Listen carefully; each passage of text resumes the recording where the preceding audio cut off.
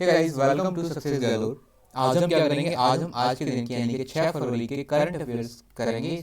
और गाइस, अगर आपने चैनल अभी तक सब्सक्राइब नहीं किया है then please subscribe the channel and hit the bell icon. Guys, from last 2 days मैं आपको डेली करंट अफेयर्स की वीडियो नहीं बना पा रहा था because of network connectivity issue, but from today and onwards आपको डेली करंट अफेयर्स की वीडियो मिल जाएगी। और जो 2 दिन के करंट अफेयर्स रह गए हैं वो भी मैं आपको कल शाम तक प्रोवाइड कर दूंगा। चलिए आज के मोटिवेशन के साथ शुरुआत करते हैं। आज का मोटिवेशन क्या है? आज का मोटिवेशन है start where you are, use what you have and do what you can. आप जहां कहीं भी हैं आप वहीं से शुरुआत कीजिए और जो कुछ भी है आपके पास, आप ये मत सोचिए कि क्या है क्या नहीं है आपके पास। जो कुछ भी है आपके पास आप उसी चीज से शुरुआत कीजिए और जो आप बेस्ट कर सकते हैं वो आप कीजिए। चलिए आज के पहले क्वेश्चन के साथ शुरुआत करते हैं। Which state got its first human milk bank? किस राज्य को पहला मानव दूध बैंक मिला है? यानी कि किस राज्य में पहला मानव दूध बैंक ओपन हुआ है? कर्नाटक, केरला, तमिलनाडु या फिर तेलंगाना? तो इसका करेक्ट आंसर है केरला। केरला में पहला मानव दूध बैंक यानी कि first human milk bank open हुआ है। अगर हम इन स्टेट्स की बात कर रहे हैं तो क्यों ना हम इनके चीफ मिनिस्टर, गवर्नर और कैपिटल के बारे में एक क्विक ओवरव्यू ले लेते हैं। अगर हम कर्नाटक की बात करें तो बेंगलुरु यहाँ की कैपिटल है, सीएम है यहाँ के वी.एस. येदियुरप्पा और गवर्नर है यहाँ के वाजुभाई वाला। अगर हम केरला की बात करें तिरुवनंतपुरम यहाँ की कैपिटल है और जो सीएम है वो है पिनरई विजयन और जो गवर्नर है वो है आरिफ मोहम्मद खान। अगर तमिलनाडु को हम देखें तो तमिलनाडु की जो कैपिटल है वो है चेन्नई, थिरुएलापदी के पालिस्वामी यहाँ के कौन है? Chief minister. और गवर्नर कौन है यहाँ के? बनवारीलाल पुरोहित। अगर हम तेलंगाना की बात करें तो हैदराबाद यहाँ की कैपिटल है, के चंद्रशेखर राव यहाँ के चीफ मिनिस्टर हैं और डॉक्टर तमिलिसाई सौंदरराजन यहाँ के कौन है? गवर्नर। चलिए अब इसके बारे में जान लेते हैं फर्स्ट ह्यूमन मिल्क बैंक के बारे में। तो ये द हिंदू का आर्टिकल है जो केरला की जो हेल्थ मिनिस्टर है के शैलजा, उन्होंने फ्राइडे को इसको इनॉग्रेट किया है। ये है क्या फर्स्ट ह्यूमन मिल्क बैंक? क्या है? जो न्यूबॉर्न होते हैं जिनको अपनी माँ का दूध नहीं मिल पाता है तो उनको माँ का दूध प्रोवाइड करने की ये कोशिश है और ये वही मिल्क बैंक है। चलिए इससे गो थ्रू कीजिए आप। चलिए अगले क्वेश्चन पे चलते हैं। गाइस गो थ्रू जरूर कीजिए, ठीक है। चलिए, recently ministry of housing and urban affairs signed a MoU with whom to take street food vendors online. हाल ही में हाउसिंग और शहरी मामलों के मंत्रालय ने स्ट्रीट फूड विक्रेताओं को ऑनलाइन लेने के लिए किस कंपनी के साथ एक समझौते पर हस्ताक्षर किए हैं, यानी कि मेमोरेंडम ऑफ अंडरस्टैंडिंग पर हस्ताक्षर किए हैं? स्विगी, फूड पांडा, उबर ईट्स या फिर जोमेटो? तो इसका करेक्ट आंसर है जोमेटो। जोमेटो के साथ अभी ministry of housing and urban affairs ने क्या किया है? एक एमओयू साइन किया है। गाइस आपको मुझे एक आंसर का जवाब देना है यहाँ पर। लास्ट ईयर स्विगी के साथ भी सेम एमओयू पर हस्ताक्षर किए थे, ठीक है। तो उसकी अभी क्या स्थिति है, ठीक है? वो कामयाब हुआ है? अगर हुआ है तो अभी कहां तक पहुंचा है? और अगर कामयाब नहीं हुआ है तो वो क्यों नहीं हुआ? आंसर भी इन द कमेंट सेक्शन। चलिए इसके बारे में जान लेते हैं। ये बिजनेस टाइम्स का आर्टिकल है पीएम स्वनिधि स्कीम।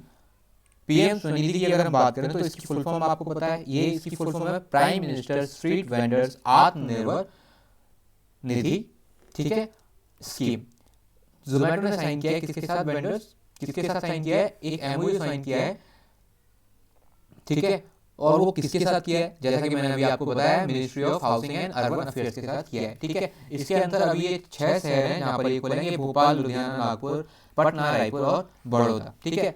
और इसके साथ साथ एक ऐप और लॉन्च की है पीएम स्वनिधि से समृद्धि। इसके अंतर्गत क्या होगा कि जो वेंडर्स हैं, ठीक है, या जो बेनिफिशियरीज हैं उनकी फैमिली को इससे लिंक किया जाएगा, उनको और उनकी फैमिली को लिंक किया जाएगा। और जो गवर्नमेंट की सेंट्रल गवर्नमेंट की जो स्कीम है उससे जो ये बेनिफिशियरी है उसको उसके जो लाभ है वो इन बेनिफिशियरीज तक पहुंचाए जाएंगे। चलिए इसके बारे में आगे देखते हैं। और ये वो है जो स्विगी के साथ लास्ट ईयर एक एमओयू साइन हुआ था। तो आपको मुझे बताना है कि क्या ये कामयाब हुआ है, और अगर हुआ है तो कहां तक पहुंचा है, और ये अगर नहीं हुआ है तो क्यों नहीं हुआ है, ठीक है। चलिए आगे चलते हैं। Who is the adviser to the national adverse event following immunisation AEFI committee for कोविड-19 के लिए राष्ट्रीय AEFI समिति के सलाहकार कौन है? के सिवान, सत्यादियो नारायण आर्या या फिर एन.के. अरोरा, शशिकांत दास? तो इसका करेक्ट आंसर है N K. Arora is the adviser of committee, जो कौन सी कमेटी है, national adverse event following immunization, ठीक है। अगर बाकी हम ऑप्शन देखें तो ये भी किसी न किसी से रिलेटेड है। एक क्विक ओवरव्यू ले लेते हैं। केसवान कौन है, चेयरमैन है इसरो के यानी कि Indian space research organisation. Satyadev Narayan Arya की बात करें तो ये हरियाणा के गवर्नर हैं, और शशिकांत दास की अगर हम बात करें तो ये आरबीआई के गवर्नर हैं। चलिए आगे चलते हैं। ये द हिंदू का आर्टिकल है और ये इसके बारे में ब्रीफ आपसे एक बार गो थ्रू जरूर कीजिएगा। चलिए आगे चलते हैं। World's tallest swing ride open, यानी कि जो विश्व की सबसे लंबी झूले की सवारी है वो कहाँ खोला गया है, दुबई, अबू धाबी, रियाद या फिर तेहरान। दुबई में उसे ओपन किया गया है। एंड दुबई कहाँ पर है, यूनाइटेड अरब अमीरात, जिसकी कैपिटल है अबू धाबी, ठीक है। अगर हम रियाद की बात करें तो ये है सऊदी अरेबिया की कैपिटल, और तेहरान कहाँ की कैपिटल है, तेहरान ईरान की कैपिटल है। चलिए इसके बारे में जान लेते हैं। ये CNN का आर्टिकल है, ठीक है। World's tallest swing ride now open in Dubai, ठीक है। और इसके हाइट के बारे में ये बताया गया है, आप इसे एक बार गो थ्रू जरूर कीजिएगा। 460 feet which is equals to 140 metres, ये इसकी हाइट है। चलिए आगे चलते हैं। Recently, who has been appointed as interim director of CBI? हाल ही में किसको CBI का अंतिम निदेशक नियुक्त किया गया है। एंड गाइस, ये जो पिछली स्लाइड है आप इसको छोड़िए, ये बैटलैंड्स के बारे में आपके किसी मतलब की नहीं है, ठीक है। चलिए, शशिकांत दास को अभी निदेशक, जो अंतरिम निदेशक है सीबीआई के, उनको किसको अपॉइंट किया गया है, ठीक है। शशिकांत दास, प्रवीण सिन्हा, सुनील अरोड़ा या फिर प्रदीप कुमार जोशी। सो इसका करेक्ट आंसर है प्रवीण सिन्हा को क्या किया गया है, सीबीआई का इंटरिम डायरेक्टर अपॉइंट किया गया है। अगर हम शशिकांत की बात करें तो शशिकांत, जैसा कि मैं आपको बता चुका हूं, आरबीआई के गवर्नर हैं। अगर हम सुनील अरोड़ा की बात करें तो ये चीफ इलेक्शन कमिश्नर है, यानी कि मुख्य चुनाव आयुक्त हैं। अगर प्रदीप कुमार जोशी की हम बात करें तो ये चेयरमैन है किसके, संघ लोक सेवा आयोग के, यानी कि यूनियन पब्लिक सर्विस कमीशन के। चलिए अब प्रदीप सिन्हा के बारे में देख लेते हैं। ये है प्रदीप सिन्हा जी, और ये द हिंदू का आर्टिकल है, आप इसे एक बार गो थ्रू जरूर कीजिएगा, ठीक है। ये गुजरात कैडर के आईपीएस ऑफिसर हैं। चलिए आगे चलते हैं। GIAN scheme was launched in, जो ये GIAN स्कीम है वो किस साल में इसकी शुरुआत हुई थी, 2013, 2014, 2015 या फिर 2018। तो इसका करेक्ट आंसर है 2015 में इसे लॉन्च किया गया था। अगर हम GIAN स्कीम की फुल फॉर्म के बारे में जानें तो वो है global initiative of academic network, ठीक है। और ये अभी इतने न्यूज में क्यों है तो उसके बारे में जान लेते हैं। और ये स्कीम लॉन्च किसने की थी, ये स्कीम लॉन्च की थी 2015 में, जो उस टाइम की हमारी एजुकेशन मिनिस्टर थी स्मृति जोबिन ईरानी, ठीक है। ये रमेश पोखरियाल निशंक हैं, जो कि वर्तमान में कौन है, हमारे शिक्षा मंत्री, यानी कि एजुकेशन मिनिस्टर। क्योंकि ये न्यूज में क्यों है, ये टाइम्स ऑफ इंडिया का आर्टिकल है, क्योंकि इसको जो बजट अलोकेट हुआ है वो 1.6 मिलियन पहुंच गया है, ठीक है, इसलिए ये अभी न्यूज में है। और ये जो GIAN स्कीम है इसके अंतर्गत होता क्या है, जो फॉरेन के एजुकेटर्स होते हैं उनको इंडिया में एक तरीके से इनवाइट किया जाता है, एक तरीके से अट्रैक्ट किया जाता है कि कैसे वो आए और इंडिया की जो यूनिवर्सिटीज हैं वहां पर ये पढ़ाएं, ठीक है। चलिए आगे चलते हैं। और यहाँ पर आप देखिए, ये एक मिनट, ये नवंबर 30, 2015 में IIT गांधीनगर में किसने लॉन्च किया था, उस टाइम की जो यूनियन मिनिस्टर थी ह्यूमन रिसोर्स डेवलपमेंट की, स्मृति जोबिन ईरानी, उन्होंने ये लॉन्च किया था। चलिए आगे चलते हैं। RBI has told operators to set up 24/7 helpline for digital payment services by, RBI ने जो डिजिटल पेमेंट सर्विसेज हैं उनकी जो हेल्पलाइन है उसको 24/7 करने के लिए जो ऑपरेटर से कहा है वो कब तक करने के लिए कहा है, अगस्त 2021, सितंबर 2021 या फिर अक्टूबर 2021 या नवंबर 2021। तो इसका करेक्ट आंसर है सितंबर 2021। ऐसा क्यों किया गया है, क्योंकि फ्रॉड्स बहुत सारे होते हैं, तो 24/7 अगर हेल्पलाइन मिलेगी तो उन फ्रॉड से हम बच सकते हैं, ठीक है। इसके बारे में एक बार देख लेते हैं। ये इकोनॉमिक टाइम्स का आर्टिकल है, ठीक है। RBI के जो गवर्नर है शशिकांत दास, उन्होंने अनाउंस किया है कि ऑपरेटर्स को बोला है कि वो सेटअप करें 24/7 हेल्पलाइन, किसके लिए, डिजिटल पेमेंट सर्विसेज के लिए। आप इसे एक बार गो थ्रू जरूर कीजिए। चलिए आगे चलते हैं। ये बहुत इंपॉर्टेंट क्वेश्चन है। India's youngest female pilot, Bharat की सबसे कम उम्र की महिला पायलट कौन है, महिला पायलट कौन है, सुचेता कृपलानी, आयशा अजीज या फिर अन्ना राजम मल्होत्रा या फिर किरण सिंह बेदी।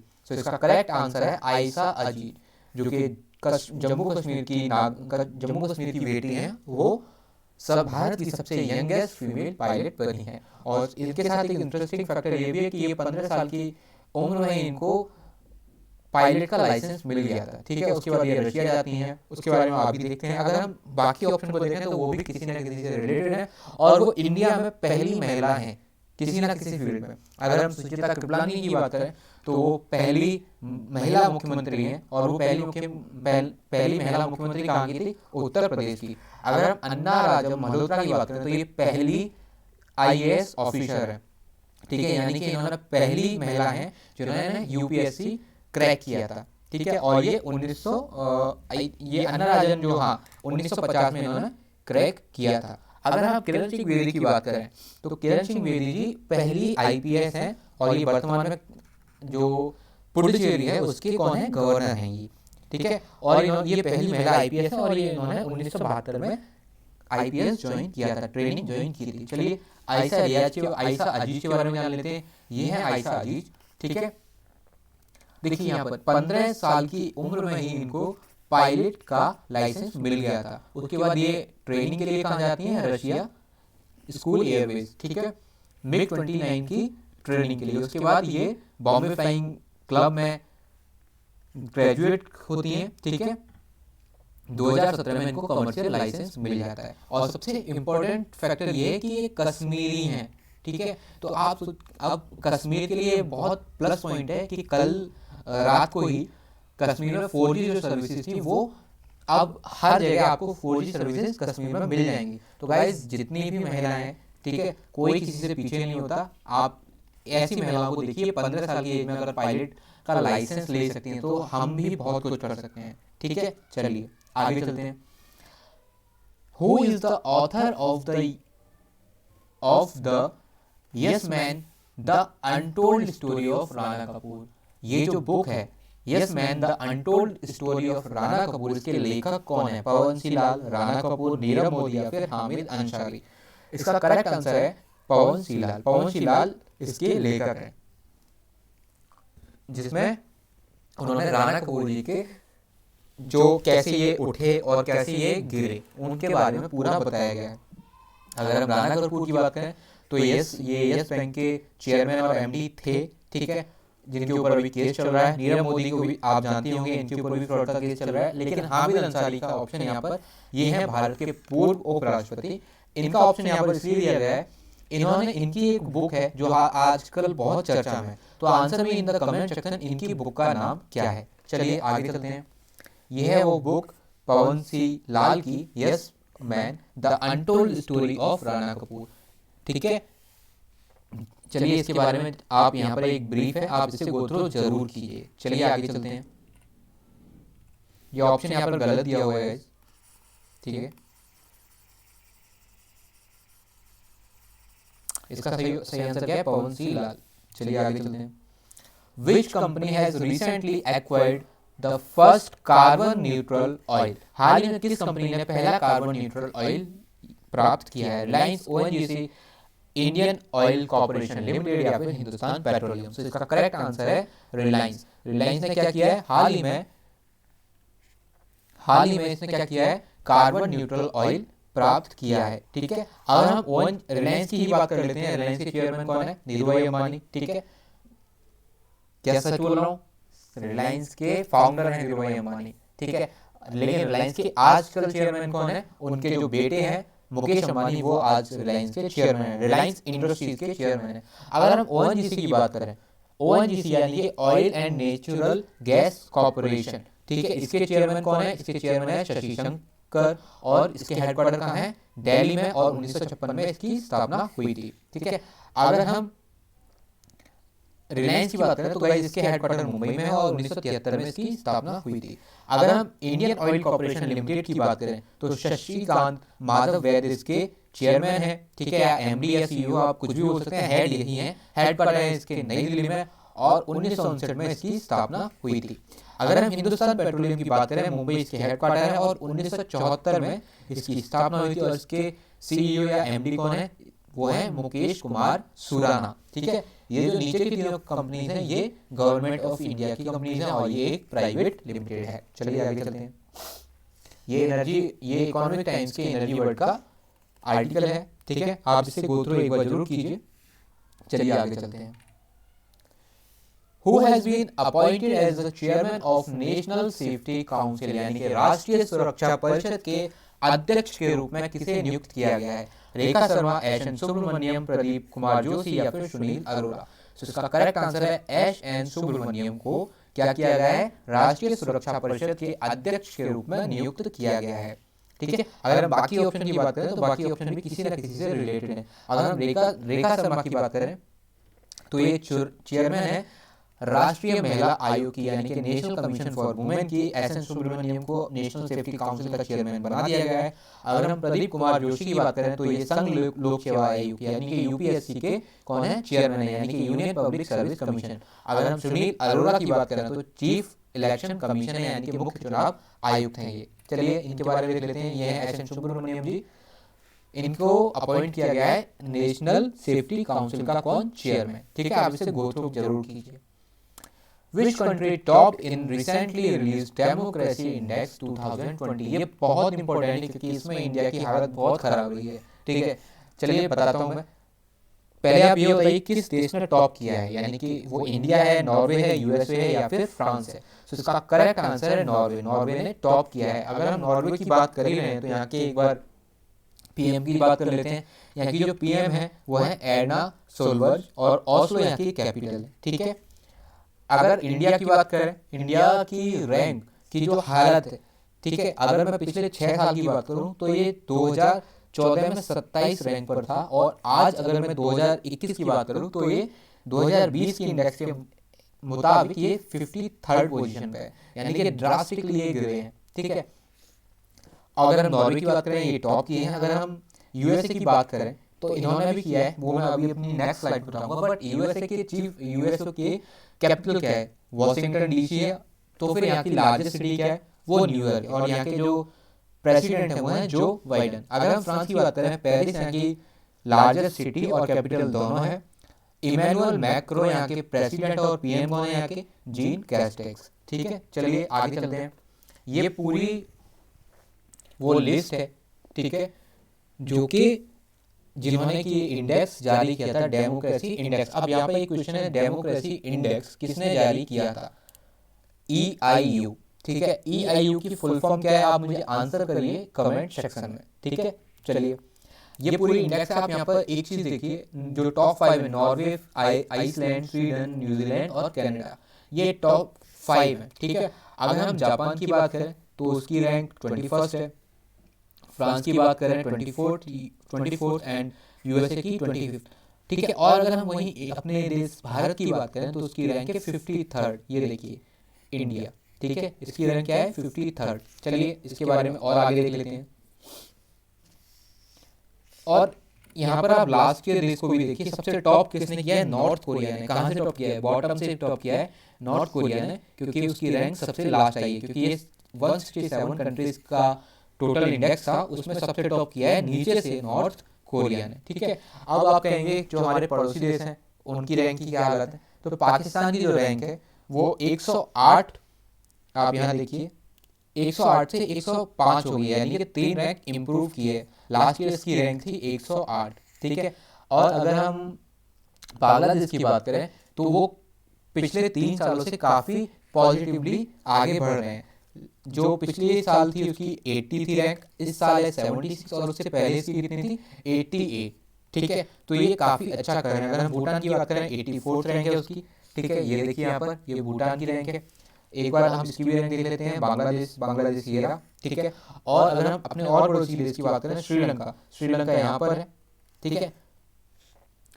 और अफगानिस्तान की अगर मैं बात करूँ तो अफगानिस्तान की हालत बहुत खराब है, इसकी रैंक 139 है, ठीक है। चलिए आगे चलते हैं। ये एशिया ऑस्ट्रेलिया, अगर हम इन कॉन्टिनेंट्स की बात करें तो इंडिया की जो रैंक है वो 8th है यहाँ पर, ठीक है। और ये ओवरऑल रैंक है। चलिए आगे चलते हैं। ये उसका एक चार्ट है जिसमें कि आपको ये बताया है कौन सा देश किस टाइप का है, ठीक है। ये फुल डेमोक्रेसी है, फ्लॉड है या फिर हाइब्रिड है या फिर ठीक है, ये है हमारा प्यारा भारत। आंसर कीजिए एक बार इस इंडेक्स को देखकर कि हमारा जो प्यारा देश है भारत वो किस कैटेगरी में आता है। Answer me in the comment section. चलिए, Recently, which country has celebrated 73rd Independence Day on 4th of February? 4 फरवरी को 73वां स्वतंत्रता दिवस किस देश ने मनाया है? श्रीलंका, बांग्लादेश, नेपाल या फिर भूटान? तो इसका करेक्ट आंसर है श्रीलंका। श्रीलंका ने 4 फरवरी को 73वां इंडिपेंडेंस डे मनाया है। अगर हम ये देश देख रहे हैं, ये इन देशों को ऑप्शन में देख रहे हैं, तो इनके प्रेसिडेंट, प्राइम मिनिस्टर, कैपिटल की बात कर लेते हैं। अगर हम श्रीलंका की बात करें, कोलंबो और श्री जयवर्धनेपुरा यहाँ की कैपिटल है। कोलंबो जो है वो एग्जीक्यूटिव और जुडिशियल कैपिटल है, और जो श्री जयवर्धनेपुरा है वो लेजिस्लेटिव कैपिटल है। बाकी यहाँ के प्रेसिडेंट कौन है? यहाँ के गोटाबाया राजपक्षे, यानी कि गोटाबाया जो राजपक्षे जी हैं वो यहाँ के प्रेसिडेंट है, और महिंदा राजपक्षे यहाँ के प्राइम मिनिस्टर हैं। अगर हम बांग्लादेश की बात करें, शेख हसीना यहाँ की प्राइम मिनिस्टर है, और अब्दुल हमीद यहाँ के प्रेसिडेंट है, और ढाका यहाँ की कैपिटल है। अगर हम नेपाल की बात करें, केपी शर्मा ओली यहाँ के प्राइम मिनिस्टर है, विद्या देवी भंडारी यहाँ की प्रेसिडेंट है, और काठमांडू यहाँ की कैपिटल है। भूटान की कैपिटल तो आपको पता होगी, टिम्फू कैपिटल है यहाँ की, और लोटे शेरिंग यहाँ के प्राइम मिनिस्टर है। और जो यहाँ की करेंसी है वो क्या है? नगल ट्रम। नेपाल की करेंसी क्या है? नेपाली रुपी। और बांग्लादेश की करेंसी क्या है? बांग्लादेशी टाका। और श्रीलंका की करेंसी क्या है? श्रीलंकन रुपीज। ये श्रीलंका के बारे में एक ब्रीफ है, आपसे गो थ्रू जरूर कीजिएगा। Official name democratic socialist Republic of Sri Lanka, ये श्रीलंका का ऑफिशियल नेम है। बाकी आप इसके बारे में पूरी एक ब्रीफ इंफॉर्मेशन है, उससे आप गो थ्रू जरूर कीजिए। ये है श्रीलंका, और ये है हमारा प्यारा भारत। ठीक है, चलिए इसको एक बड़े मैप पे देख लेते हैं। देखिए, ये है कोलंबो, जो कि यहाँ की, जो कि श्रीलंका की एग्जीक्यूटिव और जुडिशियल कैपिटल, और ये है श्री जयवर्धनेपुरा कोटे, जो यहाँ की लेजिस्लेटिव कैपिटल है। चलिए आगे चलते हैं। So guys, this is the end of this video. अगर आपको ये वीडियो पसंद आए और ये वीडियो आपको इन्फॉर्मेटिव लगे, then please like and share the video. And guys, अगर आपने चैनल अभी तक सब्सक्राइब नहीं किया है, अगर आपने अभी तक चैनल सब्सक्राइब नहीं किया, then please subscribe the channel and hit the bell icon. चलिए, take care, bye bye, God bless you all.